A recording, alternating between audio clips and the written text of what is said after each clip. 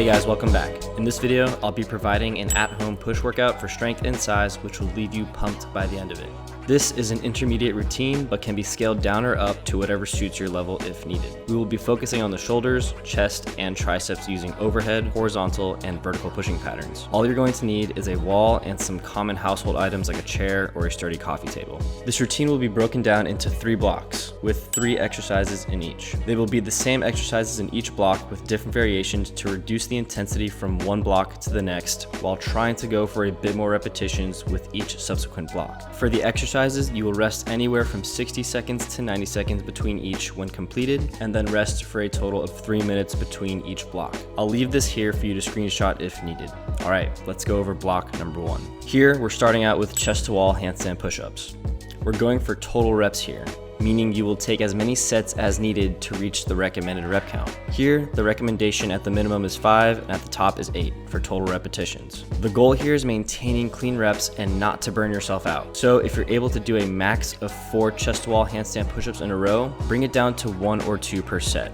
Rest as long as you like between your sets. Just be mindful of the time. I recommend timing yourself to see how long it takes you to complete your total repetition count. Remember, clean reps. This is very difficult when performed correctly. Bring the head past the hands and avoid excessive arching of the back. To make it harder, don't use your toes when coming back up to assist.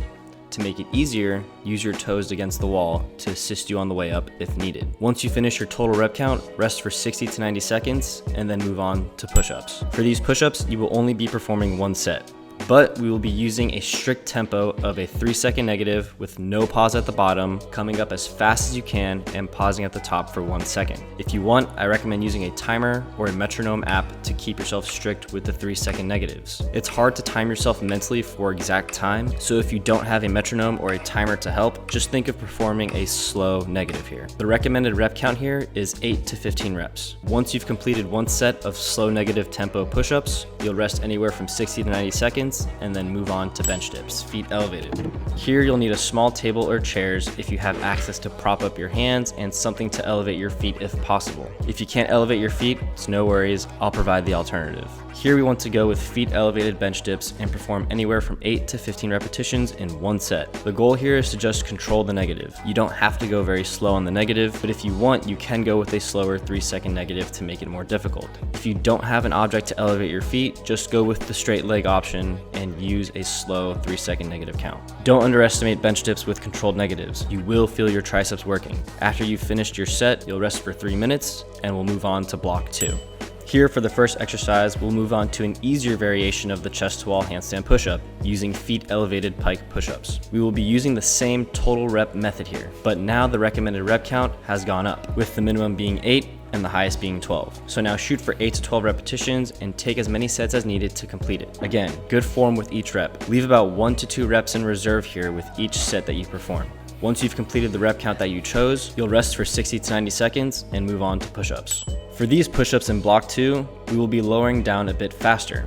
It doesn't have to be exactly a 2-second negative here, just make sure to control the negative. No pause at the bottom, come up as fast as you can, and pause at the top for 1 second. Adding or decreasing time under tension during the negative can make a big difference. Here we're trying to make the push-ups slightly easier by taking off 1 to 2 seconds during that negative and going for a set of 10 to 15 repetitions. Once you've finished your set, you'll rest for 60 to 90 seconds and move on to straight leg dips.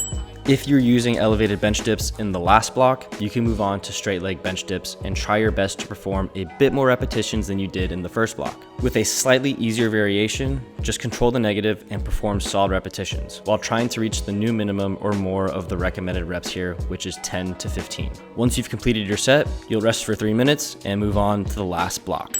For the last block, we're now going to go with pike push-ups on the floor. Again, choosing a total rep count, taking as many sets as needed to complete it, and resting as needed between your sets. The minimum here is now 10 total reps, with the total rep recommendations being anywhere from 10 to 15 completed. Maintain form to the best of your ability. Your shoulders will be feeling it for sure after this. If you want, you can do partial repetitions to decrease the difficulty if needed, or if you have access to some dumbbells or a resistance band, you can use those as alternatives if you wish to do so and increase the rep count. Once completed, you'll rest anywhere from 60 to 90 seconds and move on to push-up AMRAP.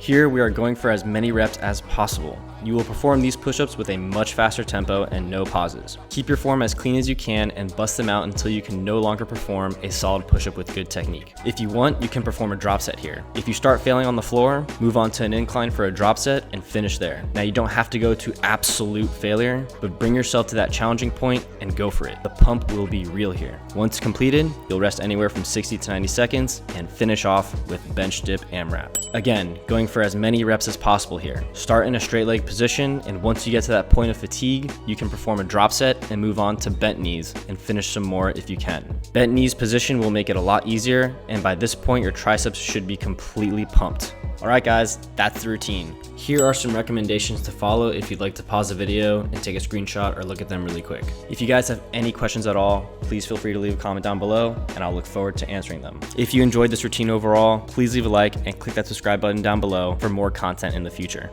Thank you guys for watching and enjoy the process.